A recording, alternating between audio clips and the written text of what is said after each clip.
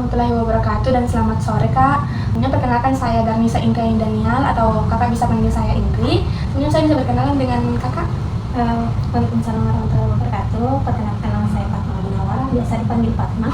Baik Kak, sebenarnya tujuan saya di sini itu untuk memberikan edukasi kepada Kakak mengenai pencegahan dan penanganan asam lambung. Yang dimana berdasarkan data yang saya temukan itu rawan terkena asam lambung itu mahasiswa yang tinggal di asrama ataupun di kos. Nah di sini untuk waktu yang saya perlukan untuk memberikan edukasi itu sekitar 5-8 menit.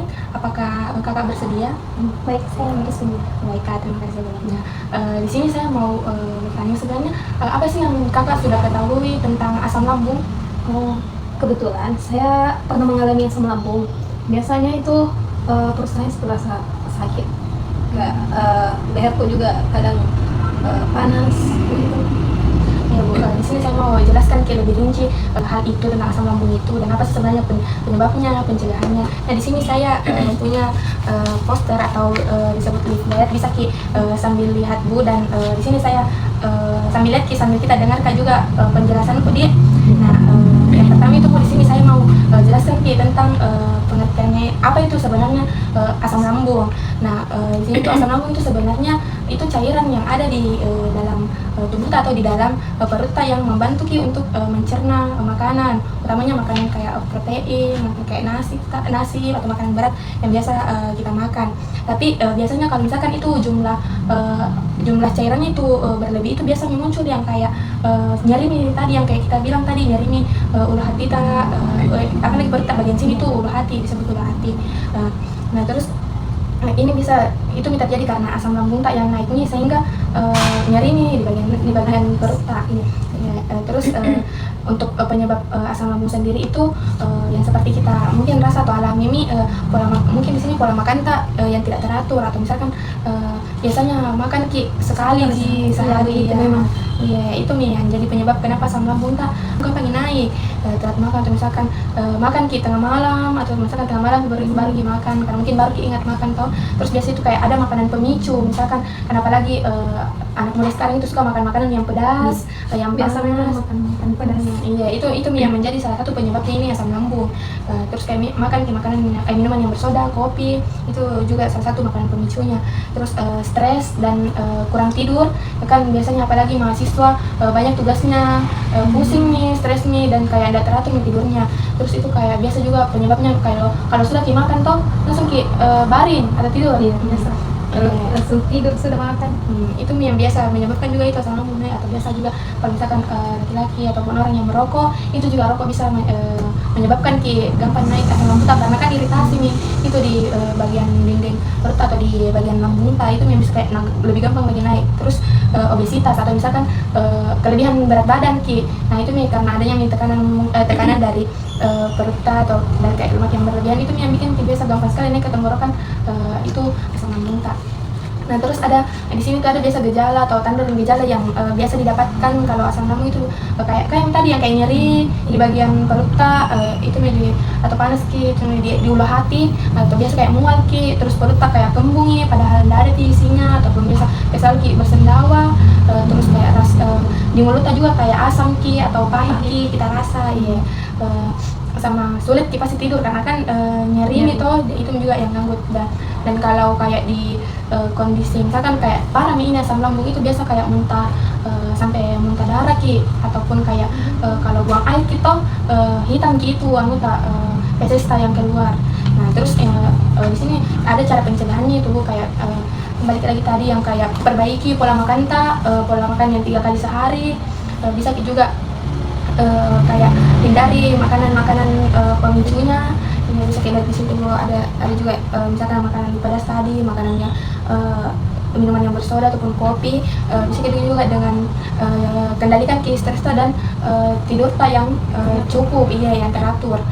Terus jaga berat badan jangan juga kayak berat badan ideal, jangan sampai juga kan takut asam lambung kita dan sampai kurus nih.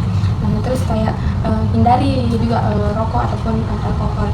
Nah di sini juga ada apalagi praktik posisi tubuh atau posisi tubuh kita atau kebiasaan makan kita supaya ini terhindar ki dari asam lambung atau mencegah itu asam lambung tak kambuh.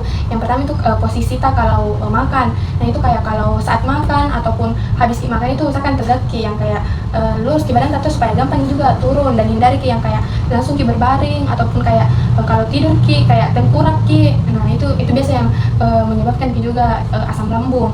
Nah terus kayak kalau makan ki juga perlahan-lahan gitu, jangan nih buru-buru sekali karena itu juga bisa kayak mungkin baru langsung nih naik asam lambung lagi. Terus hindari ki makan yang sambil rebahan. Kayak biasa kan kalau mager mah kita sambil rebahan ki sambil makan ki, itu juga harus diperbaiki lagi polanya.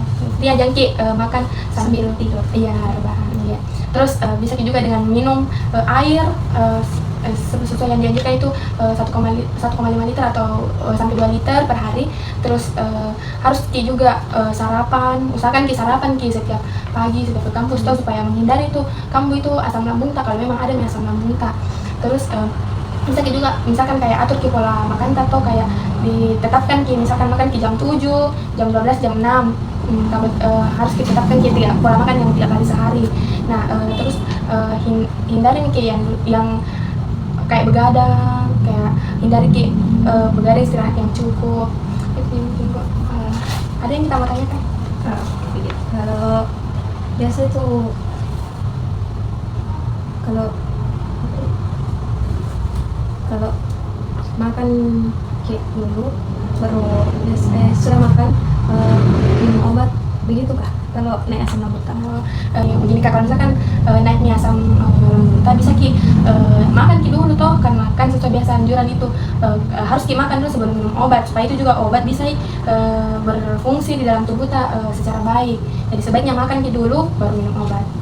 Kalau terlanjur ini kalau stres ki bisa kalau stres sekali ki bagaimana cara tenangkan ki diri kita itu?